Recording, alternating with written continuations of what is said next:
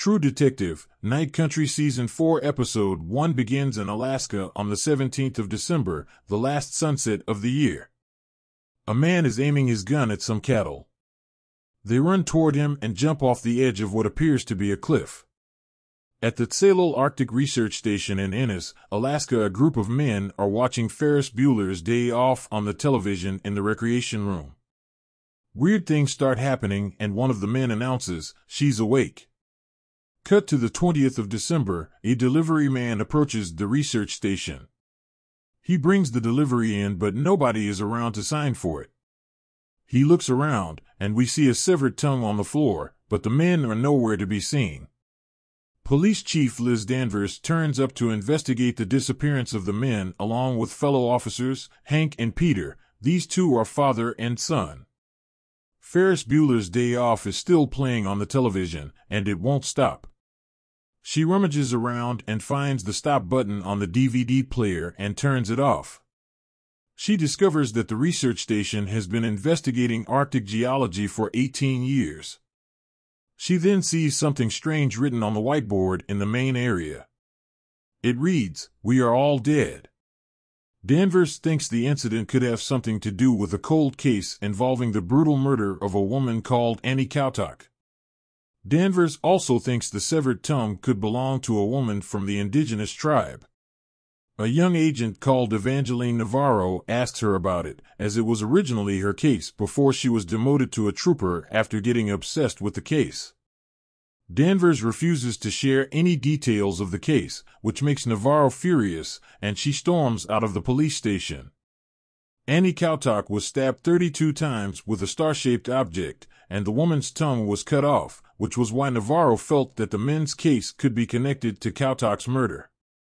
Danvers turns up to pick her daughter up from her girlfriend's house because she has been caught making a sex tape with her, and the mother of the girl is fuming and screaming in Danvers' face.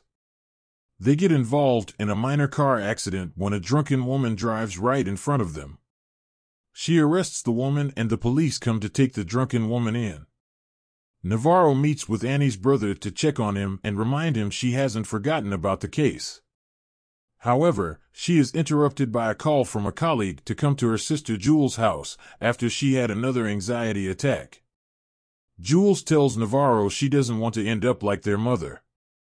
Liz asks Hank to locate the Annie Kautok case files, as he has them at his house after the flood. He is very nonchalant about it and doesn't show any urgency to get them for her. Later on, Liz asks Peter to go to his father, Hank's house to get hold of Annie's case file, and he reluctantly agrees. She looks over the case and reveals more information to Peter after he makes it clear the risk he took in getting her the file. Navarro visits with a boyfriend of sorts, they have sex, and she steals his toothbrush. She leaves his place and puts a load of Bailey's Irish Cream into the petrol cap of some cocky white men's car. Navarro then follows up on a lead that Annie might have been aware of the Tsalol station when she is stopped in her tracks by a big white polar bear on the road. Danvers lays out all the case files of the men who disappeared and reaches for Annie's case files, trying to link them together. Danvers notices that one of the scientists in the picture is wearing Annie's torn parka jacket. She goes back to the Tsalol lab to search for the suspicious parka that could connect the missing dots. She bumps into Navarro, who is also investigating the connections. Danvers tells her about the torn parka jacket she found. They don't find any solid evidence at the lab, but they think the scientists had something to do with Annie's death. The episode ends with Danvers getting a call from Peter, who informs her that a woman named Rose has found something on the ice. She has found the corpses of the scientists and claims her dead son Travis showed her the way to the crime scene. Danvers and the other police officers arrive at the scene and discover the dead bodies of the scientists half buried in the ice. The episode review. It has been 4 years since True Detective was last on our television screens, and it's fair to say nobody was particularly anticipating another season of the anthology series after the substandard last 2 seasons were unable to live up to the brilliance of the Matthew McConaughey and Woody Harrelson-led original run. That is why it's a pleasant surprise that True Detective, Night Country's first episode is a stunning return to form. Jodie Foster is perfectly cast as Liz Danvers, the feisty police chief of Ennis, Alaska. She is investigating the strange disappearance of a group of men on a research station, and she thinks it could be linked to a cold case murder of a young Indigenous woman.